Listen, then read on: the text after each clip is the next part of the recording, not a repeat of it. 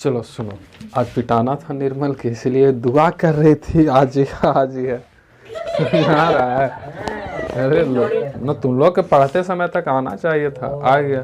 अब देखो चलो, आज हम लोग ये आखिरी परिमेय बोर्ड मॉडल के अनुसार ये 6 परिमेय तुमको गेस परिमेय हुआ और इन 6 का ये आखिरी है और इसको हम लोग बोलते हैं एस समरूपता।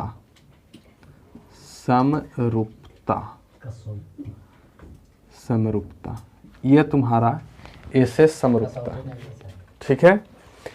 और इसमें हम लोग आज ये सिद्ध करेंगे कि किसी भी त्रिभुज का, लिखा तो है सामने, ठीक है। एज क्वेश्चन हम तुमको पहले ही बता चुके हैं कि हमको एक चीज़ दिया है जो विशेष प्रतिज्ञा में लिखे हैं, और वो दिया है कि यदि किसी त्रिभुज, 2 त्रिभुज है और उसकी भुजाएं अनुपातिक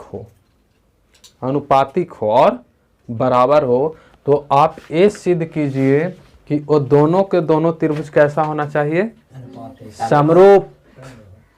और समरूप जिसका होता है तुमको पता है कि उसकी कोण क्या होती है, बराबर। तो हम लोग बराबर कोण को ही बराबर सिद्ध करना है, ठीक है। मतलब एक तीर से डबल निशाना लगाने वाले हम लोग, ठीक है।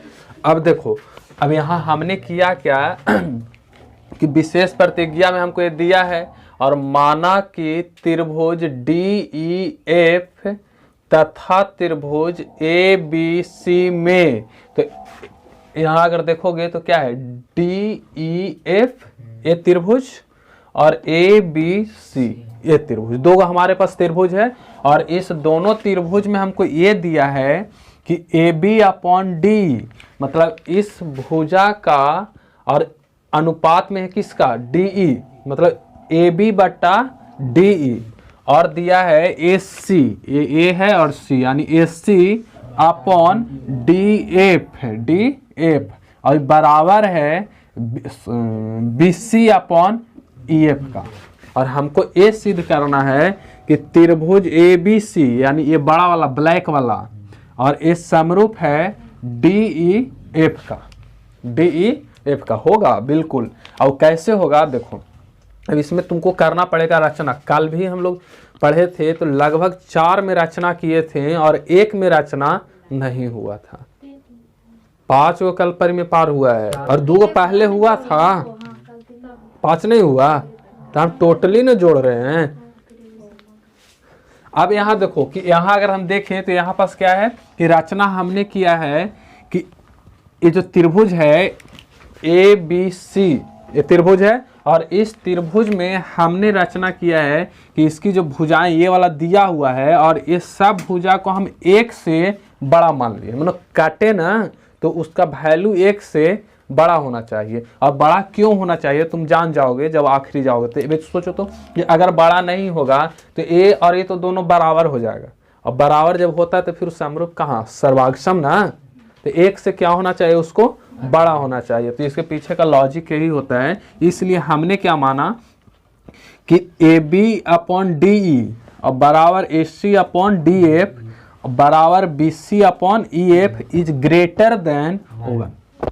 ग्रेटर देन 1 मतलब 1 से क्या होना चाहिए, बड़ा होना चाहिए। अरे इसका पीछे लॉजिक है ना। जैसे अगर मान लो कि अगर यहाँ हम 4 लिए और नीचे भी 4 ही लूँ तो काट करके कितना आएगा, 1। अब जब 1 काट करके आ जाए तो फिर ये दोनों भुजा जो है बराबर हो जाएगा, और बराबर होगा तो फिर उसको हम लोग सर्वाक्षम बोलते हैं नहीं। लेकिन अगर इसमें ए वाला बड़ा आ जाए, छोटा आ जाए, तो जैसे मान लो 5 है, यहाँ 4 है, तो बड़ा छोटा है तो जाहिर सी बात है कि इसको अगर हम काटेंगे तो ग्रेटर देन 1 होगा। तो मतलब इसका यही ना हुआ कि 1 का भुजा बड़ा है और 1 का भुजा छोटा है, नहीं कटेगा, पॉइंट में कटेगा ना, ठीक है। तो इजीली हम लोग इसको कह सकते हैं। तो इसीलिए हमने क्या माना, इसको ग्रेटर देन 1। और एक काम और किए हैं, तथा त्रिभुज ABC के भुजा, ABC के भुजा AB पर, AB भुजा है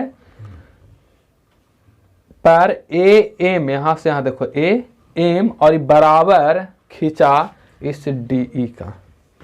मतलब पहले से हमको दिया नहीं था, लेकिन हम क्या किए कि ये जितना भुजा की लंबाई चौड़ाई है, अर्थात ये वाला भुजा और इस भुजा के बराबर खींचा है। ठीक है, और एक चीज और खींचे हैं कि एम एन और इस समांतर है बीसी का। ये जो एम एन रेखा है वो बीसी का समांतर है, इसका समांतर है, पैरेलल है। अब एक चीज और यहाँ ध्यान देना कि बीसी के समांतर है कौन, एम एन।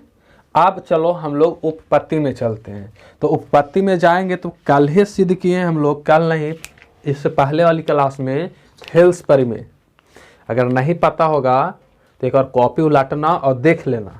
अगर वहाँ ना समझ में आए तो फिर एक और वीडियो तुम लोग देख लेना। वहाँ ना समझ में आना तो फिर मेरे पास आना, हम देंगे पीला छेना।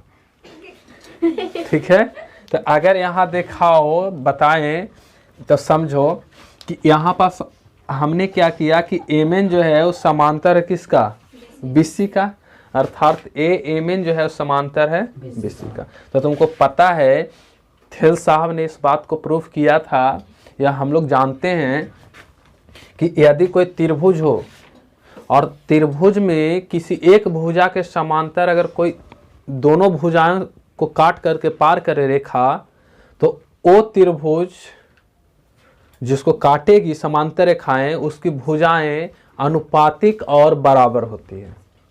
और वो क्या था, देखो यहाँ कि एम एन जो है समांतर है बीसी का, यानी एम एन जो है समांतर है बीसी का। इसलिए थेल्स पर में क्या कहता है, जो अरे सिद्ध किए हम लोग, सिद्ध किए हैं, देख लेना। तो A B upon A M, A B upon A M, और बराबर होगा एस सी अपॉन एन का। ठीक, अब आगे चलो कि यहाँ पास फिर आगे अगर हम चले तो क्या है कि ए बी अपॉन डी। अब यहाँ देखो, यहाँ ए एम जो है इसको अभी अभी हमने माना है कि एम जो है वो बराबर है किसका, डी एन का, सॉरी डी ई का। देखो एम जो है बराबर है किसका, डी ई का। तो अगर तुम चाहो तो यहाँ पास लिख सकते हो कि चूंकि ए एम और बराबर है किसका, डी ई का, डी का। ठीक, तो इस एम के जगह पे हमने लिख दिया डीई को, और इसको जैसे वैसे ही छोड़ दिया। इसको मान लिया equation number 1, equation number first. अब फिर हम क्या किए कि यहाँ पास देखें, हम देखो यहाँ दिया है हमको पहले से कि ए बी अपॉन डी बराबर है किसका, S C upon D F का, दिया है कि नहीं। और अभी अभी हमने सिद्ध किया कि ए बी अपॉन डी जो है वो बराबर है एस सी अपॉन एन का। तो अगर समीकरण इसको 1 माने हैं और ये दिया है तो इसको हम समीकरण 2 मान लेते हैं, और समीकरण 2 मान लेते हैं। अब यहाँ हम लिखते क्या है, इसलिए समीकरण 1 तथा 2 से, समीकरण 1 तथा 2 से देखो तो इसका आर एच एस बराबर है नहीं, एल एच एस बराबर है।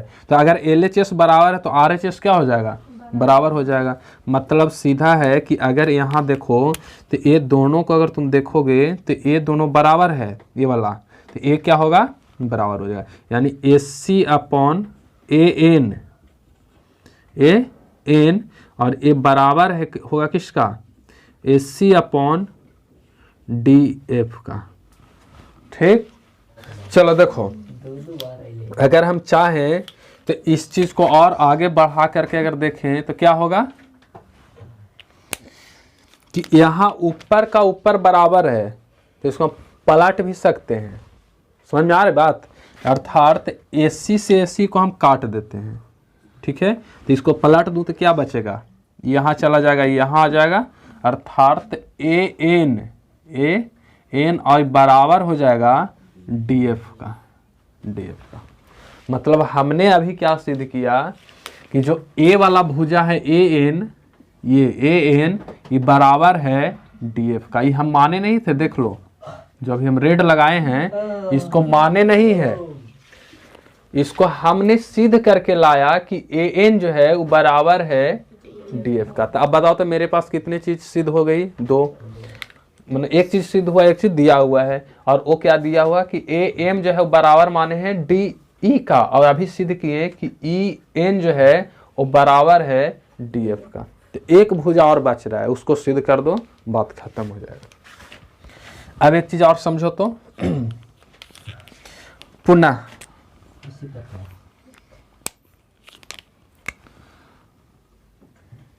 पुनः अब इसमें सोचो कि अगर हम चाहें तो एक चीज यहां से काम हम कर सकते हैं कि ए और ए हमारा क्या है, मतलब ए और ए हमारा बराबर है, और ए रेखा समांतर है, ए रेखा जो है इसके समांतर है, तो तुमको पता होना चाहिए कि जो संगत कोण होती है वो बराबर होती है। संगत कोण क्या होते हैं, बराबर होते हैं। अर्थात समांतर रेखा के गुण से अगर देखो तो ए वाला जो कोण है इस कोण के बराबर, और ए वाला कोण जो है इस कोण के बराबर। और इसके पीछे का लॉजिक क्या है कि ए जो रेखा है इस रेखा के समांतर है, ठीक है। तो हम यहां पर लिख सकते हैं ना कि पुनः एम एन और ये समांतर है किसका, बीसी का, बीसी का। अगर बीसी का समांतर है तो हम यहां से एक चीज कर सकते हैं, इसलिए समांतर है इसलिए संगत कोण, इसलिए संगत कोण मारेंगे ना तो ही निकाल कर तो ट्रैक्टर चालू कर ले है, गधा के ठुंग ठुंग ठुंग कर रहा है, एकदम पांडु लाल है। कि अगर यहाँ अगर देखें तो क्या होता है कि संगत कोण क्या होते हैं, सदैव बराबर होते हैं, तो संगत कोण बराबर होता है। तो अब यहाँ से अगर हम देखें तो इसका संगत कोण बराबर कहने का मतलब है कि ए छोटी वाली और बड़ी वाली दोनों त्रिभुज में, ठीक है। अर्थात त्रिभुज ए बी सी तथा त्रिभुज DEF, तुमको कोई बोले कह रहा है, तथा त्रिभुज ए एम एन में, ठीक है। मतलब हम इसी त्रिभुज में है, उसमें नहीं, इसी में है, और इसमें है तो हम क्या किया हमने कि एंगल एम और बराबर, सॉरी एंगल बी जो है वो बराबर है एंगल एम का ना, एम, इसको ए मान लो, और फिर एंगल इसमें चलो सी बराबर है एन का, सी है और बराबर है एन का, इसको भी ए मान लो, हैं, ठीक। अब तुमको पता है कि ए समरूपता से अगर देखें तो ए त्रिभुज के समरूप, तो हम यहां से लिख सकते हैं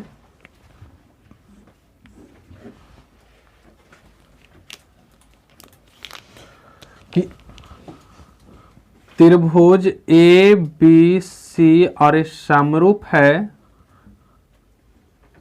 त्रिभुज ए एम एन का, ठीक है ना, ए एम एन, ठीक।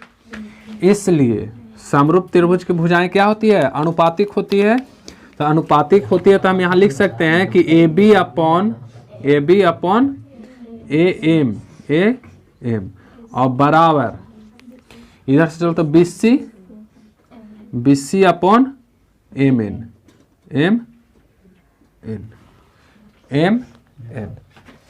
अब सोचो ना कि एक चीज हमको दिया है ना कि अगर हम मान लें तो इसमें A B upon D E और बराबर हमको दिया है B C upon E F.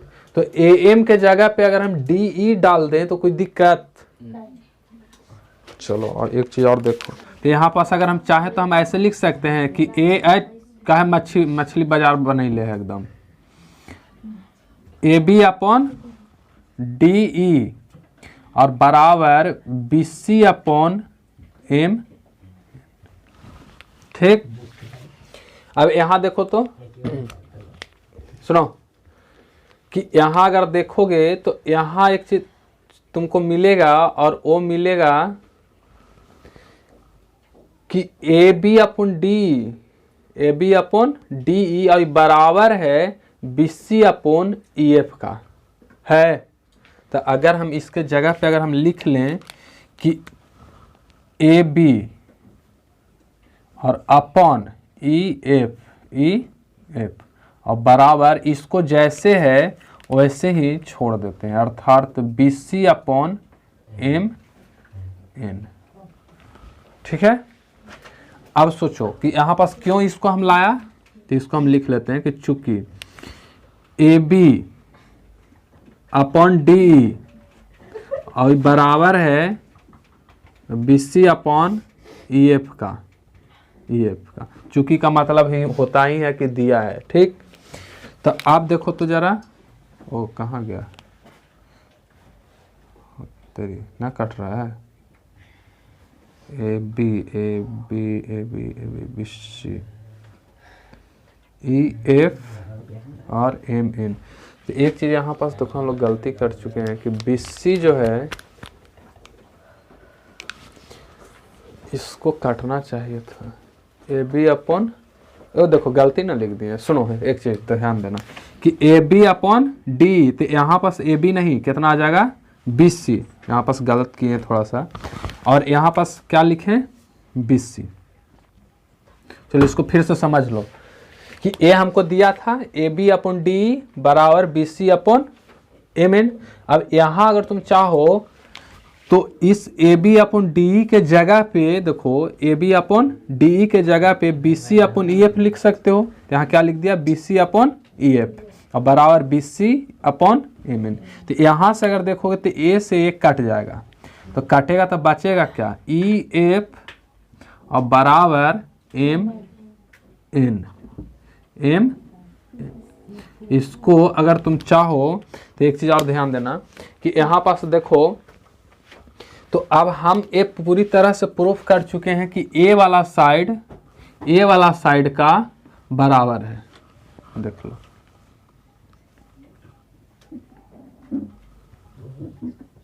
मतलब तीनों ए वाला त्रिभुज के पूरी तरह से बराबर है। ऐसा करो कि तुम यहां तक देखो, राइट, यहां मान लो कि ए मेरा इक्वेशन नंबर कहाँ गया,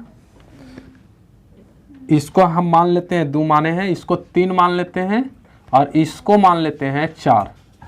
ये 3 है और इसको हम 4 मान लेते हैं। ठीक, अब देखो हमने तीनों चीज सिद्ध कर दी, और पहला सिद्ध किया कि ए वाला भुजा बराबर है इसका, और दूसरा सिद्ध किया कि ए भुजा बराबर है इसका, और तीसरा तो हमको ऑलरेडी गिवन था कि ए एम जो है वो बराबर है डी ई का। ठीक, अब आगे बढ़ते हुए इधर देखते हैं। ठीक है, इसको हम साफ कर देते हैं। ठीक ना, चलो देखो कि फिर अगर हम ए त्रिभुज में चले तो हम लिख सकते हैं ना, इसीलिए त्रिभुज ए एम एन, देखो यहाँ ध्यान देना, ए एम एन। अगर ये समझ में नहीं आया ना तो कहीं नहीं बनेगा, बता दे रहे, यही मेन लॉजिक होता है। त्रिभुज ए एम एन तथा डी ई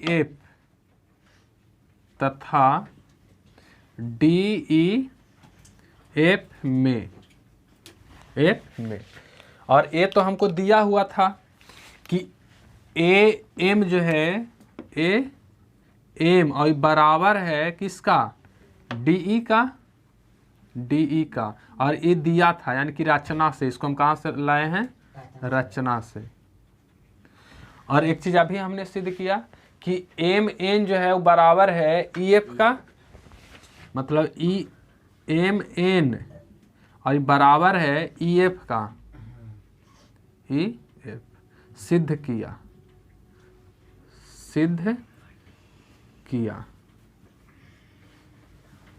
और ये भी तो सिद्ध किए कि ए एन जो है वो बराबर है डी एफ का, ए एन जो है बराबर है डी एफ का। ये भी हमने क्या किया, सिद्ध किया। तो यहाँ तुम देखो तो एक चीज तुमको साफ नजर आ रहा होगा, और वो चीज ये नजर आ रहा है कि ए हमारा एस है, ए भी एस और ए भी, तो हम लिख सकते हैं ना एस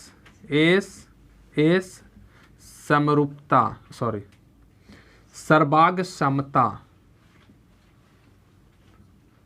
सर्वाग समता से। बताओ कि यदि किसी एक त्रिभुज के प्रत्येक भुजा किसी अन्य त्रिभुज के प्रत्येक भुजा से मिल जाए तो उसको हम लोग क्या बोलते हैं? सर्वागसम बोलते हैं। अब यहाँ पास देखें तो इसलिए हम लोग लिख सकते हैं, इसलिए त्रिभुज AMN और ये समरूप होगा त्रिभुज किसका? DEF का, DEF। और तुमको ये बात पता है कि जो त्रिभुज समरूप होता है उसकी कोण बराबर होते, जो त्रिभुज सर्वागसम होते हैं उसकी कोण बराबर होती है क्या? और इसको मिटाते हैं। देखो सुनो, यहाँ पास समरूप नहीं सर्वागसम होगा, ठीक। अब इधर आओ, इसलिए एंगल A बराबर एंगल D, एंगल A और बराबर एंगल D, और एंगल M बराबर एंगल E, एंगल M बराबर एंगल E, ठीक है। अब जरा यहाँ पास एक चीज समझना कि एंगल M बराबर एंगल E सिद्ध किए हैं, लेकिन एक चीज हमको पहले से मालूम था ना कि चूंकि एंगल M जो है वो बराबर है किसका? एंगल B का। पहले से नहीं मालूम था तो हम M के जगह पे B भी तो डाल सकते हैं। अगर B डाल दूं तो क्या हो जाएगा? एंगल M के जगह पे B और बराबर हो गया एंगल E का, ठीक।